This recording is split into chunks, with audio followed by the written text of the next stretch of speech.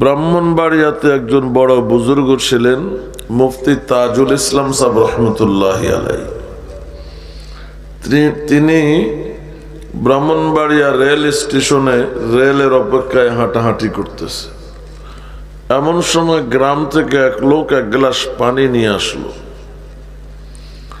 বলে, হুজুর, আমার বিবির ডেলিভারি সমস্যা, পানিটা একটু পয়রা দেন যাতে আল্লাহ আসান করে। হুজুর পানিটা পড়ে দিলেন, কোরআন শরীফের যে আয়াত, যে সূরা পড়া লাগে সেগুলি পড়ে ফু দিয়ে দিলেন। লোকটাকে বললেন, যাও কিছু পানি তোমার স্ত্রীকে খাওয়াইয়া দিবা আর কিছু পানি গায়ে ছিটা দিবা, আল্লাহর রহমতে সহজে ডেলিভারি হবে। লোকটা সালাম করে চলে গেছে পানি নিয়ে, যে হুজুরে পানি দিয়েছে নিশ্চয়ই কাজ হবে। হুজুরের পাশে দাঁড়ানো ছিল এক সরকারি ডিসি।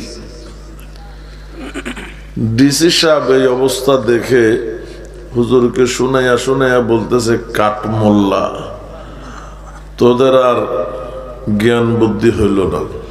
একটা মানুষের জীবন মরণ সমস্যা, তাকে কোনো ডাক্তারের পরামর্শ না দিয়ে, হাসপাতাল ক্লিনিকের পরামর্শ না দিয়ে সাদা পানিতে ফু দিয়ে দিলে এতে কি হয়? হুজুরকে শুনাইয়া শুনাইয়া বলতেছে। তো হুজুরও ডিসি সাহেবের শুনাইয়া বলতেছে, গাধা। কি বলছে?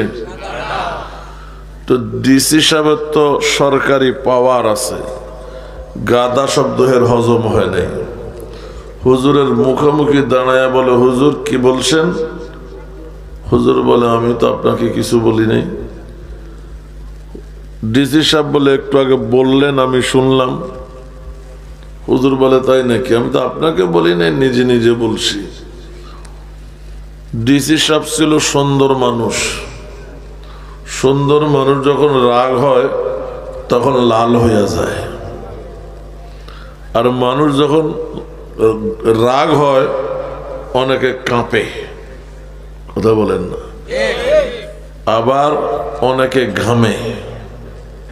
তো হুজুর বলতেছে, দেখেন আমি তো আপনাকে কিছু বলি নাই, আমি বাংলা দুইটা অক্ষর উচ্চারণ করেছি, গ আকার ধ আকার। আমার এই উচ্চারিত বাংলা দুইটা অক্ষরের এত পাওয়ার, আপনাকে রাঙ্গাইয়া দিল, ঘামাইয়া দিল, কাঁপাইয়া দিল। আর যেই পানিতে আমি মহান আল্লাহ